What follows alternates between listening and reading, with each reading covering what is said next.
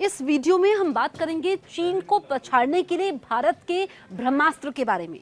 लेकिन उससे पहले अगर अभी तक आपने हमारे YouTube चैनल को सब्सक्राइब नहीं किया है, तुरंत बेल आइकन दबाएं, क्योंकि आपके इंटरेस्ट की सारी खबरें आपको हमारे इसी प्लेटफॉर्म पर मिलती है। आपके कोई सवाल है, कोई सुझाव है, तो वो भी आप हमें कमेंट करके बता सकते हैं।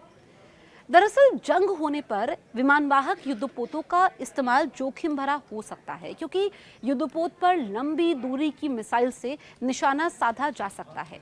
इसी वजह से भारत अब समुद्र में अपनी ताकत का इजाफा करने जा रहा है। भारत का जोर न्यूक्लियर पनडुब्बी बनाने पर है, जिससे समुद्र में अपनी ताकत में इजाफा किया जा सके। माना यह जा रहा है कि पनडुब्बियों की नई श्रेणी अरिहंत श्रेणी की परमाणु बैलिस्टिक मिसाइल पनडुब्बी से अलग होगी, जो परमाणु हथियार लॉन्च करने में सक्षम है।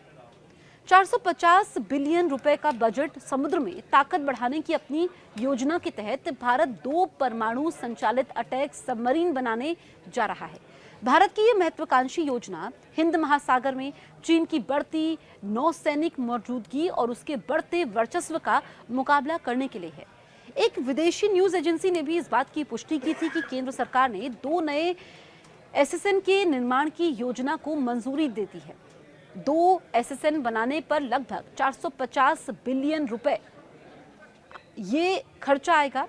ये पनडुब्बियां 6 ऐसे जहाजों के निर्माण की एक बड़ी योजना का हिस्सा है, जो अपने समुद्री प्रभाव क्षेत्र में भारत की शक्ति को बढ़ाएंगे।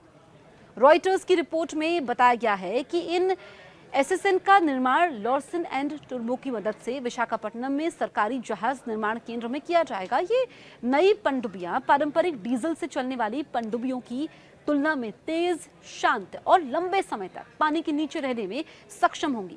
वैसे भारत का रूस से परमाणु संचालित पनडुब्बियों को पट्टे पर लेने का इतिहास रहा है, लेकिन इन 2 एसएसएन का निर्माण भारत का अपने घरेलू हथियार उद्योग को बढ़ावा देने और आत्मनिर्भर बनने की व्यापक योजनाओं के अनुरूप है।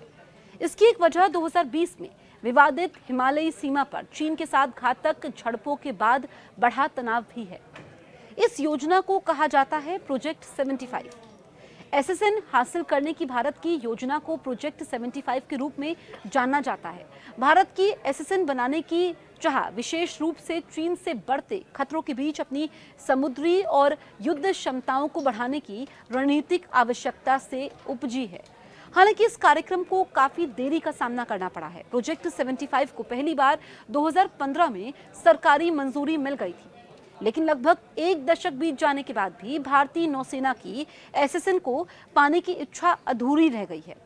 एसएसएन से बन जाएगी नौसेना मजबूत। जी हां, रक्षा क्षेत्र के जानकारों के मुताबिक यहां पर एसएसके की तुलना में एसएसएन में बेहतर रेंज है। सहन शक्ति की अगर हम बात करें, गति की बात करें तो ज्यादा है, जो उन्हें ज्यादा आक्रामक बनाती है। भारत का वर्तमान पनडुब्बी बेड़ा, जो मुख्य रूप से पुराने एसएसके से बना है, चीन की बढ़ती नौसैनिक शक्ति और तेजी से बढ़ती समुद्री रणनीति का मुकाबला करने के लिए पर्याप्त है। और सरकार की योजना तो भारतीय नौसेना की शेष 18 एसएसके में से 6 को स्वदेशी रूप से निर्मित एसएसएन से बदलने की भी है।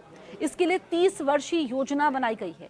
हालांकि इसे समय पर पूरा करना मुश्किल होगा, क्योंकि नौकरशाही की जड़ता, बजटी बाधाएं और विदेशी सहयोग पर स्थायी निर्भरता इसकी प्रगति में रोड़ा बनी हुई है।